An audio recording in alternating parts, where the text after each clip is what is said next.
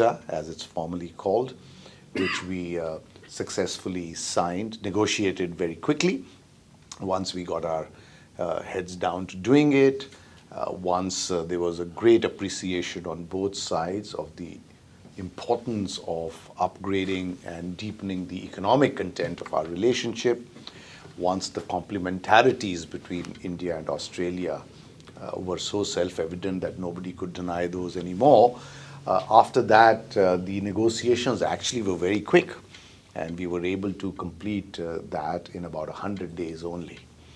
Finally, on the 2nd of April last year, we signed the agreement, and then although the government here changed, it was very heartening to see the bipartisan support for ECTA. The Labour government took full ownership of it, piloted it through Parliament to ratify it, changed the domestic legislation that was required, and on the 29th of December last year, it has entered into force. Many of you, particularly those of you who are in the international trade and business affairs, would know a lot about it. Nick just told me that FICQ and some of you have been on a roadshow to promote the ECTA throughout Queensland. That's very, very nice. We are already engaged. The negotiations have started on a full-fledged FICQ, on a full-fledged comprehensive economic cooperation agreement. Hopefully, we will finish those by the end of this year, and that would see a seminal change, as it were, in what we are trying to do with each other.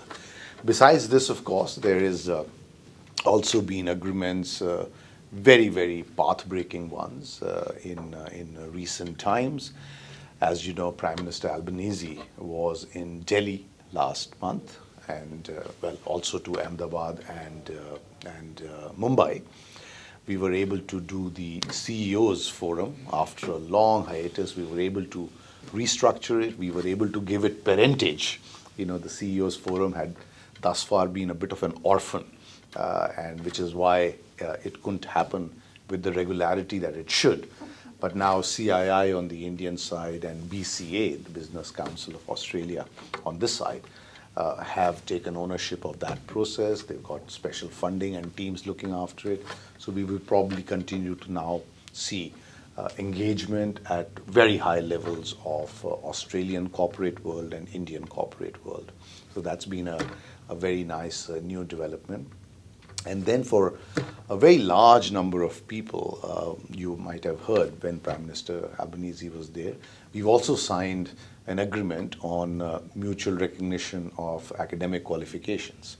That, again, is an absolutely potentially path-breaking for many, many people, certainly for the student community, because it becomes that much easier for them to come, but also for those who might need to come here for employment. And once their degrees and qualifications are recognized, that could mean more mobility, easier mobility between India and Australia.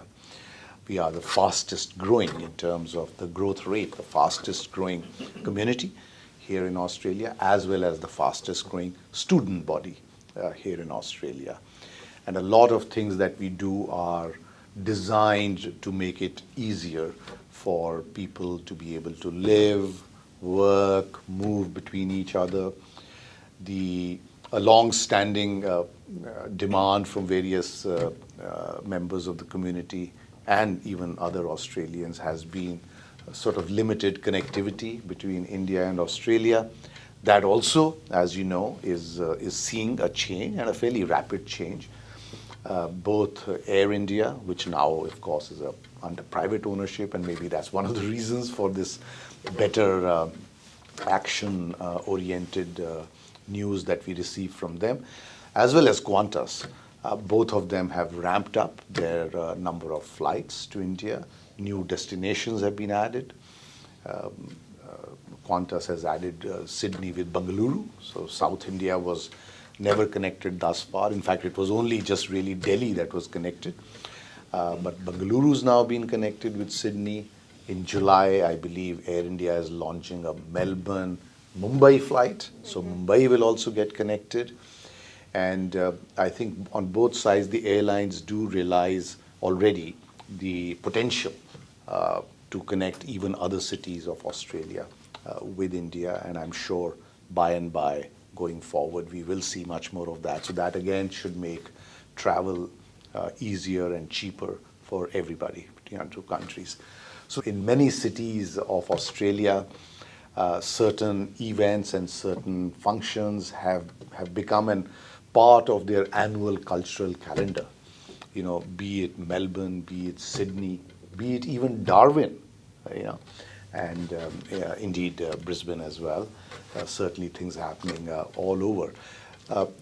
Indian culture, is now almost mainstream Australian culture, which is how it should be. You know, it's wonderful, all these things coming together right now. There is the film industry. Another agreement that we've signed just last month is on audiovisual co-production.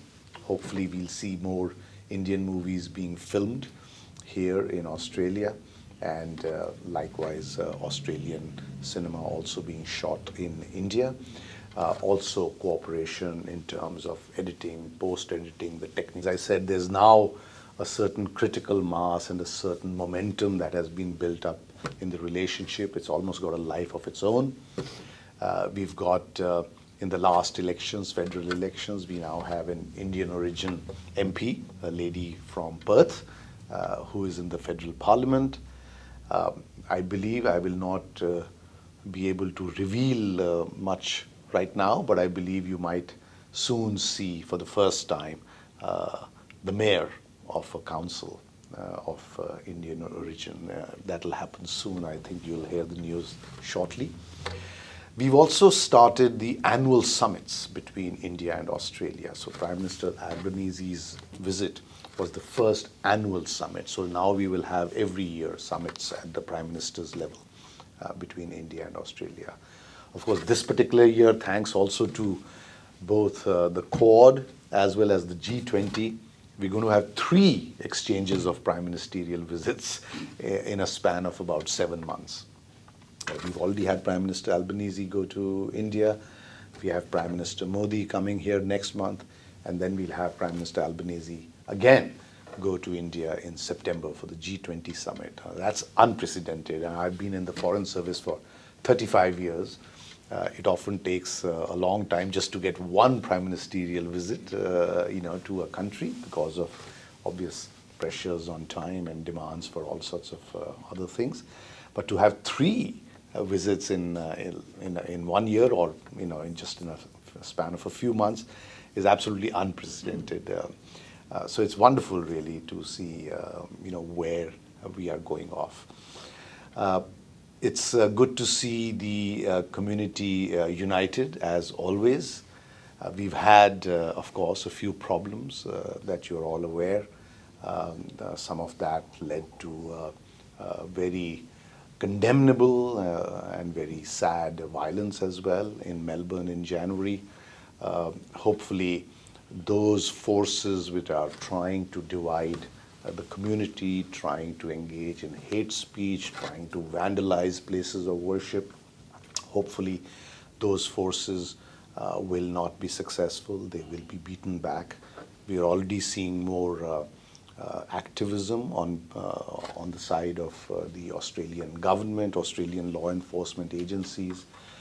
They are more cognizant of the danger that some of these forces, who are external forces, mind you, they are being driven by outfits from outside India, supported by inimical agencies as well. But hopefully, as I said, these are aberrations and will not become the norm here. Everybody's quite cognizant of that, and I really must applaud the wisdom, the sagacity of each and every one of you, the community leaders particularly, and all of you represent them. The way things have been approached, and particularly here in Brisbane about a month ago, when there were, underpinnings, disturbing underpinnings over here. It all passed off peacefully and without creating too much trouble for anybody. We're grateful also to the Queensland government and ministers and the police authorities, who I believe were very responsive to the concerns expressed. And I believe that all of you were also responsive to some of the steps that were considered at that particular time. So thank you for all that. We will continue, of course, all of us, to be vigilant against those people who are trying to divide the unity of the Indian heritage community here in Australia. We have to make sure that the fringe remains the fringe. As I have said, many of you have heard me say this before. There will always be in a democracy and in societies like India and Australia, with the liberties that we enjoy and cherish, there will always be, voices and opinions of all shades, including some which are extremist. But it's important for mainstream, sane people to ensure that the fringe remains the fringe. And that's easier said than done. But it does require each and every one of you to be aware of what we should be doing in terms of resisting the fringe trying to threaten or intimidate the mainstream, making sure that our children are not led astray by any radical thoughts, because that would be most unfortunate. I'm delighted to learn from Seema in your opening remarks about the new initiatives that FICQ has taken. Those are all very promising and very timely. It also reflects the mainstreaming of the Indian community, particularly here in Brisbane and Queensland, and how you are engaged in things that are relevant and important for the larger community, the larger Queensland community, and not just restricted to the Indian heritage community. I'd like to take this opportunity to publicly once again applaud and acknowledge the wonderful role always played by our Honorary Consul here in Brisbane, Archana ji.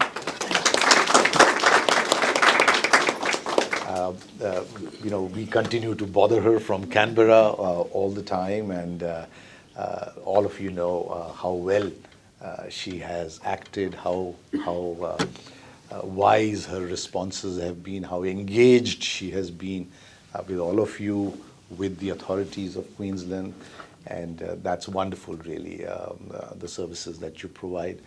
We try our best in Canberra to make sure that none of you face problems or excessive delays on passport services, visa services, consular services. There is always scope for improvement for us as well, and I look forward to receiving suggestions that you might have.